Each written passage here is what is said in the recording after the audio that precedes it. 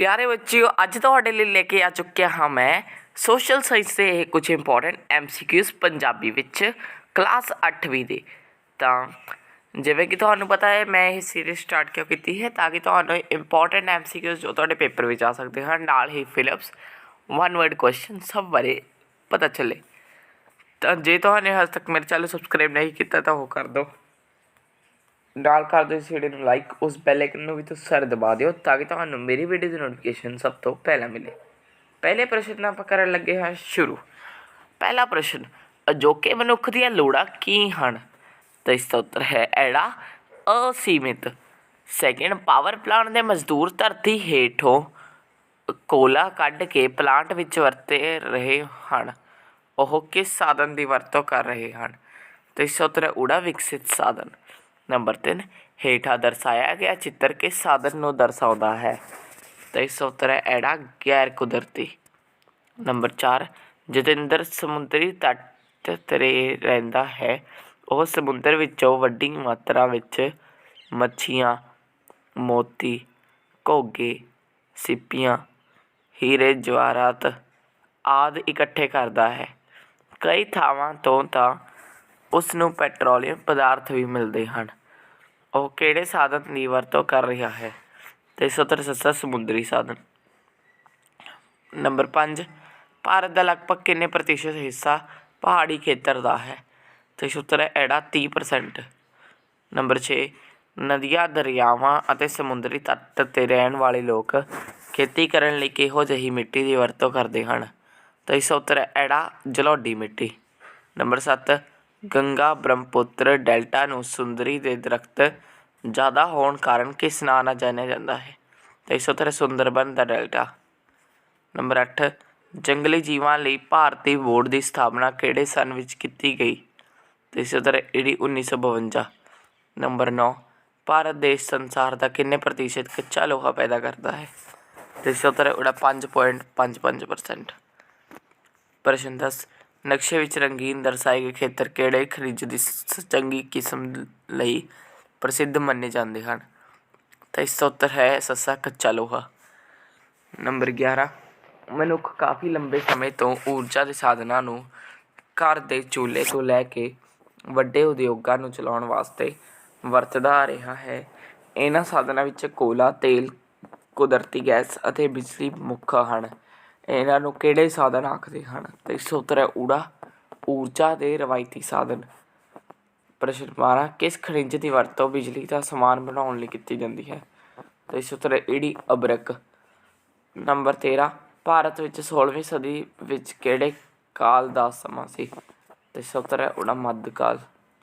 प्रश्न 14, भारतीयों द्वारा पश्चिमी सभ्याचार, इतिहास और दर्शन शास्त्र बारे जानकारी प्राप्त करने तो बाद उन्हां विच किहड़ी भावना जागृत हुई? तो इस उत्तर ससा उपरोक्त सारे, यानी आज़ादी की भावना, बराबरी की भावना, भाईचारे की भावना। नंबर 15, भारत के नक्शे विच रंगीन दर्शाए गए इलाकों विच किन्हां दीयां बस्तियां स्थापित हैं? तो इस उत्तर उड़ा अंग्रेज़ों दीयां। प्रश्न 16, महाराणी एलिजाबेथ पहली ने भारत नाल वपार करन लई ईस्ट इंडिया कंपनी नूं किन्ने सालां दा एकाधिकार दिता? तो इस उत्तर है एड़ा 15 सालों का। प्रश्न 17, लॉर्ड विलियम बेंटिक ने 1832 ईस्वी विच किस स्थान ते न्याय प्रथा की स्थापना की? तो इस उत्तर है उड़ा बंगाल। प्रश्न 18, मॉन्टेगू चैम्सफोर्ड रिपोर्ट 1918 ईस्वी द्वारा इंडियन सिविल सर्विस विच किन्ने प्रतिशत भारतीयों की नियुक्ति की सिफारिश की गई? तो इस उत्तर ईडी 33%।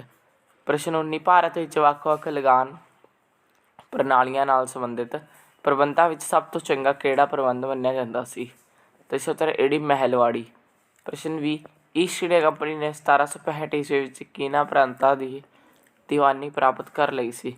तो इस उत्तर ससा उपरोक्त सारे, यानी बंगाल, बिहार, उड़ीसा।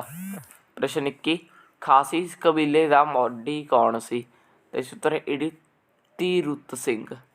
अगे प्रश्न 22, डैश कबीले के लोगों ने अंग्रेज़ों के राजनीतिक दूत कर्नल वाइट अते होर कई अंग्रेज़ों की हत्या कर दी सी? तो इस उत्तर एड़ा सिंहफोस। प्रश्न 23, अंग्रेजी राज स्थापित होने तो पहला भारतीयों की आमदनी का साधन की सी? 317 उड़ा दस्तकारियाँ ਜਾਂ ਲਘੂ ਉਦਯੋਗ। ਪ੍ਰਸ਼ਨ 24 ਪਟਸਨ ਜਾਂ ਪਹਿਲਾ ਕਾਰਖਾਨਾ ਕਿੱਥੇ ਲਗਾਇਆ ਗਿਆ? ਪਟਸਨ ਦਾ। ਤਾਂ ਇਸ ਉੱਤਰ ਹੈ ਏੜੀ ਸੈਰਮਪੁਰ ਯਾਨੀ ਬੰਗਾਲ ਵਿੱਚ। ਪ੍ਰਸ਼ਨ 25 ਹੇਠ ਲਿਖਿਆ ਵਿੱਚ 1857 ਈਸਵੀ ਦੇ ਵਿਦਰੋਹ ਨੂੰ ਹੋਰ ਕਿਹੜਾ ਨਾਂ ਦਿੱਤਾ ਗਿਆ? ਤਾਂ ਇਸ ਉੱਤਰ ਕੀ ਆਵੇਗਾ? ਈੜੀ ਊੜਾ ਅਤੇ ਐੜਾ ਦੋਵੇਂ ਯਾਨੀ ਭਾਰਤੀ ਸੁਤੰਤਰਤਾ ਸੰਗਰਾਮ ਅਤੇ ਸੈਨਿਕ ਵਿਦਰੋਹ। ਪ੍ਰਸ਼ਨ 26 ਪਹਿਲਾਂ ਸਰਦਾਰ ਅਹਿਮਦ ਖਾਂ ਖਰਲ ਅੰਗਰੇਜ਼ਾਂ ਦਾ ਵਿਰੋਧ ਕਰਦਾ ਹੋਇਆ ਕਿਸ ਥਾਂ 'ਤੇ ਸ਼ਹੀਦ ਹੋਇਆ? ਤਾਂ ਇਸ ਉੱਤਰ ਹੈ ਐੜਾ ਪਾਕਪਟਨ। ਪ੍ਰਸ਼ਨ 27 ਕਿਹੜੇ ਅੰਗਰੇਜ਼ ਅਧਿਕਾਰੀ ਨੇ ਕਰ ਮੁਕਤ ਜ਼ਮੀਨਾਂ 'ਤੇ ਮੁੜ ਕੇ ਕਰ ਲਗਾ ਦਿੱਤਾ ਸੀ? ਕੀ ਆਵੇਗਾ ਇਸ ਦਾ ਉੱਤਰ? ਐੜਾ ਲਾਰਡ ਵਿਲੀਅਮ ਬੈਂਟਿਕ। ਪ੍ਰਸ਼ਨ 28 ਮੰਗਲ ਪਾਂਡੇ ਨੂੰ ਫਾਂਸੀ ਦੀ ਸਜ਼ਾ ਕਿਉਂ ਦਿੱਤੀ ਗਈ ਸੀ? ਤਾਂ ਇਸ ਉੱਤਰ ਊੜਾ ਅੰਗਰੇਜ਼ ਅਫਸਰ ਹਸਨ ਨੂੰ ਗੋਲੀ ਮਾਰਨ ਕਰਕੇ। ਭਾਗ ਈੜੀ ਸੰਵਿਧਾਨ ਸਭਾ ਦੀ ਪਹਿਲੀ ਮੀਟਿੰਗ ਕਦੋਂ ਹੋਈ? ਤਾਂ ਇਸ ਉੱਤਰ 9 ਦਸੰਬਰ 1946 ਈਸਵੀ। ਪ੍ਰਸ਼ਨ 30 ਆਜ਼ਾਦ ਭਾਰਤ ਦਾ ਪਹਿਲਾ ਰਾਸ਼ਟਰਪਤੀ ਕਿਸ ਨੂੰ ਚੁਣਿਆ ਗਿਆ? ਤਾਂ ਇਸ ਉੱਤਰ ਹੈ ਏੜੀ ਡਾਕਟਰ ਰਾਜਿੰਦਰ ਪ੍ਰਸਾਦ। ਪ੍ਰਸ਼ਨ 31 ਹੇਠ ਲਿਖਿਆ ਵਿੱਚੋਂ ਭਾਰਤ 'ਚ ਕੌਣ ਸਰਵ ਉੱਚ ਹੈ? ਤਾਂ ਇਸ ਉੱਤਰ ਸੰਵਿਧਾਨ। ਪ੍ਰਸ਼ਨ 32 ਮਹਾਤਮਾ ਗਾਂਧੀ ਜੀ ਦੁਆਰਾ ਨਾਮ ਮਿਲਵਰਤਨ ਅੰਦੋਲਨ ਕਦੋਂ ਚਲਾਇਆ ਗਿਆ? ਤਾਂ ਇਸ ਉੱਤਰ ਹੈ ਊੜਾ 1920। ਪ੍ਰਸ਼ਨ 33 ਭਾਰਤੀ ਸੰਵਿਧਾਨ ਦਾ ਪਹਿਲਾ ਆਦਰਸ਼ ਅਤੇ ਉਦੇਸ਼ ਕੀ ਸੀ? ਤਾਂ ਇਸ ਉੱਤਰ ਏੜੀ ਅੰਦਰਲੀ ਅਤੇ ਬਾਹਰੀ ਸੁਤੰਤਰਤਾ ਪ੍ਰਾਪਤ ਕਰਨਾ।